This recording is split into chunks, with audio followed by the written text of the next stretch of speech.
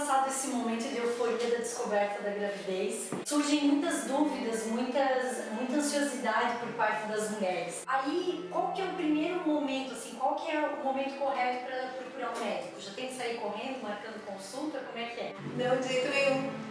O primeiro momento é comemorar. Eu acho que a gente deixa as coisas muito do ponto de vista técnico e médico. A gravidez é um evento familiar, é para você comemorar com seu marido, é para você começar a fazer planos, é para você sonhar com como vai ser a gravidez. Se você é uma pessoa saudável, se você não tem uma patologia prévia, se você não é hipertensa, diabética, se você não tem um cuidado especial, não tem essa pressa de você marcar a consulta pré-natal. Você tem pressa de duas coisas, que é caprichar na alimentação, que já devia ser antes, né? E tomar ácido fólico, que é uma reposição vitamínica, é a vitamina que tem nas folhas, verdes folhas, e que é bem importante na formação do embrião, que já está acontecendo mesmo antes de você sentir que atrasou a menstruação e tal.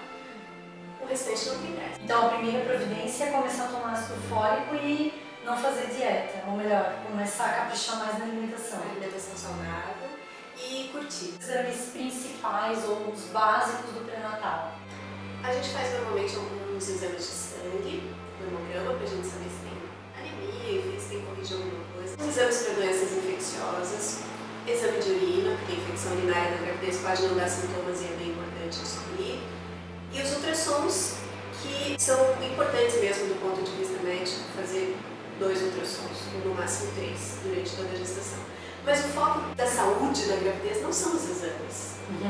É a qualidade de vida, é como você se alimenta, é como você está se sentindo, é o quanto você consegue extravasar essas suas emoções, o quanto você consegue entender que a gravidez são só modificações bem rápidas que o teu corpo tem que fazer e que talvez você sinta algumas coisas diferentes que não obrigatoriamente são uma doença, uma patologia. Então, a gravidez é uma doença? Não. E qual que é a periodicidade das consultas durante a gestação? Uma vez por mês, mais ou menos. No finalzinho da gravidez a gente vê mais seguido. Depois de 36 semanas a gente faz consultas semanais. Se passar de 40 semanas, a gente às vezes faz 2 consultas por semana.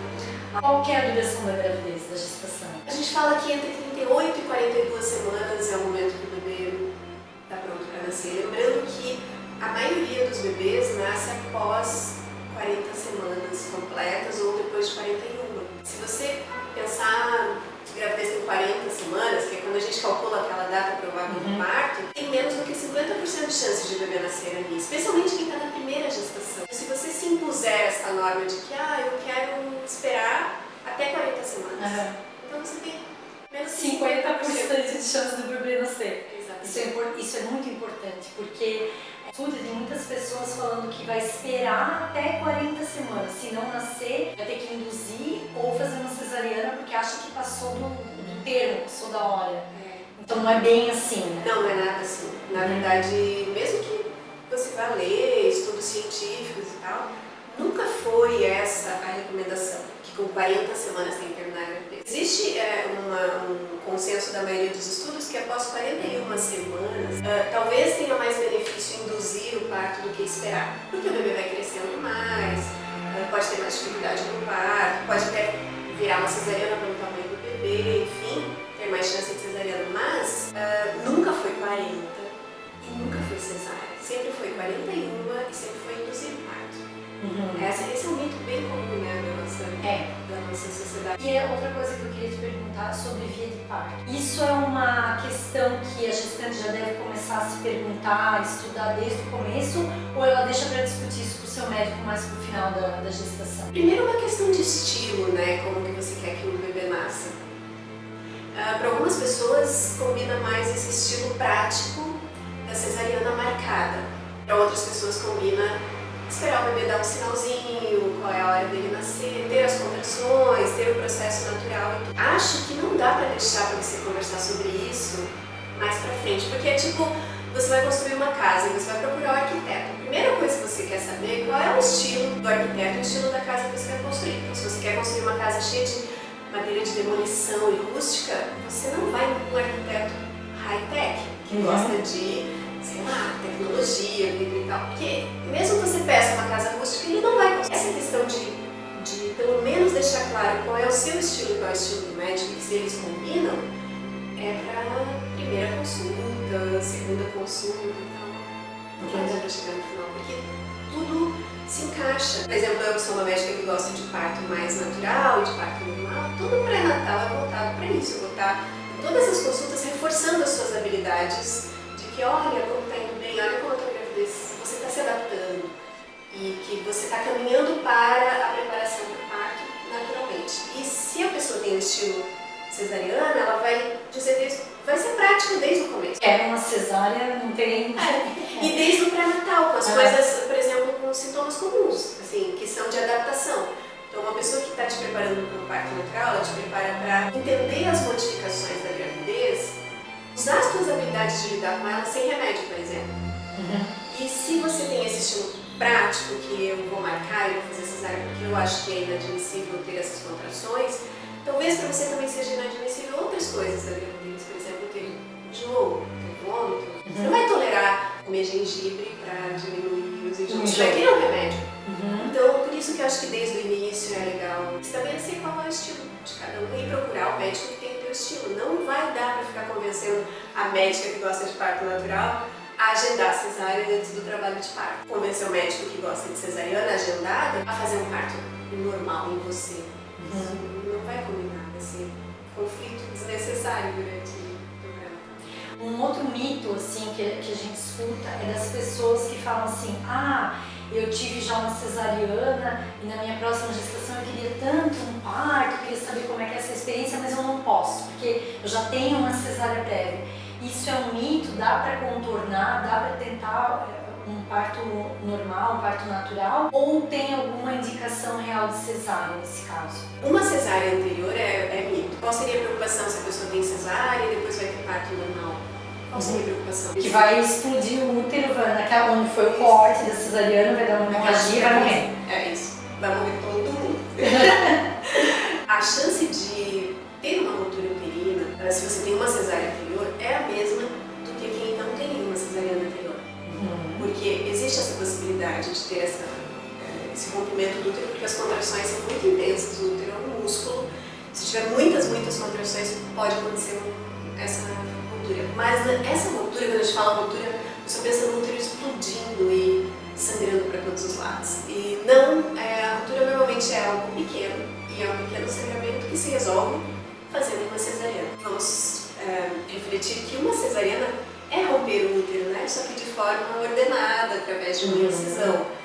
Então, se você tem uma cesárea anterior, se você tiver um parto normal na próxima gravidez, você está, na verdade, diminuindo o risco de ter uma ruptura real, que seria uma outra cicatriz em cima da primeira. Quando você tem duas cesáreas anteriores, aí o risco de você ter uma ruptura uterina é maior do que a pessoa que não teve uma cicatriz ou tem só uma cicatriz. Mas mesmo assim é um risco pequeno. E mesmo assim, se você tiver uma ruptura e estiver sendo acompanhada durante o trabalho de parto por um profissional, essa ruptura vai ser resolvida com uma cesariana. Apenas você precisa ter estrutura para isso. Acho que o principal de tudo isso é entender que você está se submetendo ao risco por ter tido as cesáreas anteriores. Não é o parto normal que você está desejando agora que está aumentando esse risco. Se você não tivesse tido as cesáreas anteriores, você não estava correndo esse risco de ter uma ruptura uterina. Então, por isso que o primeiro trabalho de parto é aquele que precisa ser investido para ter o parto normal. Você já não começar a sua vida reprodutiva tendo uma cicatriz uterina e depois tendo que pensar toda vez nessa questão na hora de ter o próximo parto. E o que é o parto humanizado? O parto humanizado é assim, existe um movimento já de mais de 20 anos no Brasil tentando resgatar o papel da mulher no parto. O parto humanizado não é assim, como as pessoas costumam dizer, só o parto natural, só aquele parto que não tem intervenção nenhuma, ou o parto em casa, nada disso. É apenas um parto em que o nascimento não é encarado como um evento cirúrgico médico. Porque se a gente for pensar, até o parto normal é um parto cirúrgico, aquele parto normal tradicional que estava acontecendo no Brasil e também em outras partes do mundo. Porque a mulher ia para uma sala cirúrgica, todo mundo estava de roupa cirúrgica, ela ficava numa posição deitada, numa posição... E no parto humanizado, o papel da mulher é ativo. Ela fica na posição que ela estiver se sentindo mais confortável, se ela estiver se sentindo mais confortável de pé, ou no chuveiro, com uma doula fazendo massagem nas costas. E a equipe vai se adaptando ao que ela está sentindo mais confortável naquele momento. mas a gente usa todos os recursos que existem, caso sejam necessários, avalia o bem-estar do bebê frequentemente para poder dizer para ela, tá tudo bem, eu estou te dizendo que você está em segurança, então eu não preciso fazer nada contigo. Não fazer nada, não fazer uma intervenção, do ponto de vista do médico ou da enfermeira que está atendendo, não é uma atitude passiva, como as pessoas pensam. Ficou lá sem fazer nada. Não fazer nada é uma atitude ativa nesse caso, porque você avalia o bem-estar do bebê. Do ponto de vista do médico, essa postura de não intervir não é uma atitude passiva, como as pessoas costumam pensar. Ah, mas no parto humanizado, então, se é a mulher que faz tudo, o médico não faz nada, ou a enfermeira não faz nada. Não, o profissional que está assistindo no parto humanizado, ele se utiliza dos recursos que tem para saber se o bebê está bem, ausculta batimento cardíaco com sonar, de forma intermitente, como for necessário. Ele está sempre raciocinando se o processo de trabalho de parto está indo dentro do fisiológico, então eu não preciso intervir, ou esse processo está saindo do fisiológico. Para isso a gente tem que estar muito preparado, tem que ter muito estudo, tem que ir para congresso, tem que ler. Que às vezes na nossa sociedade seria mais fácil ir logo fazer uma cesariana se você está em dúvida. Na dúvida, fazer uma intervenção. Então você tem o direito de ter menos dúvidas. Para ter menos dúvidas você precisa estar mais preparado. Se sair do fisiológico, a gente precisa intervir. Porque parto humanizado é assim, é você não fazer uma intervenção desnecessária. Também não deixar de fazer uma intervenção que é necessária. Que o que as pessoas às vezes não param para pensar é que algumas mulheres sofrem riscos desnecessários porque falta a intervenção que precisava.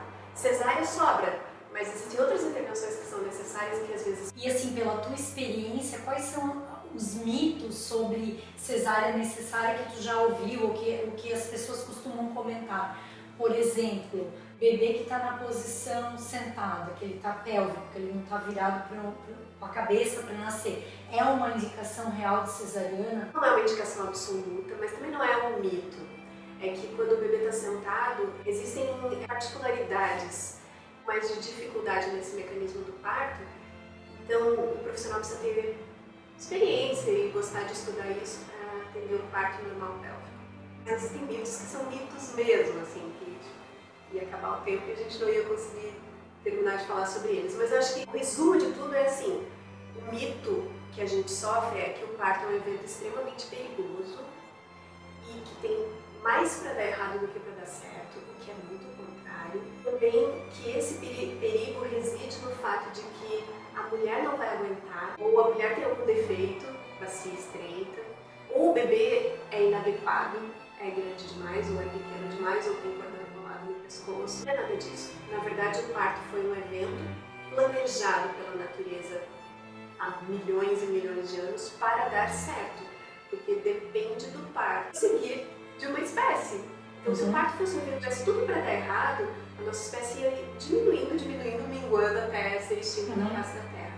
Porque os médicos se ocupam do parto há muito pouco tempo. A medicina, a enfermagem, enfim, um profissional se ocupa do parto há muito pouco tempo na história da humanidade, né? Tipo, é século XVIII. Antes disso era uma mulher atendida com a avó, uma mãe, uma parteira. A maioria das vezes isso existe para dar certo. Tirar da cabeça das pessoas que o parto é um evento perigoso, esse jeito que as mulheres têm de falar assim, eu vou tentar o parto normal. Não, tenta concurso, tenta vestibular, tenta medalha de ouro nas Olimpíadas. Parto você vai ter, porque se realmente você tiver apoio, a chance que você tem de conseguir ter o parto normal é de mais de 80%. Na Organização Mundial de Saúde, só 10 a 15% das mulheres precisariam de alguma intervenção no parto. Verusca, adorei a conversa. Muito obrigada. E até a próxima. Obrigada.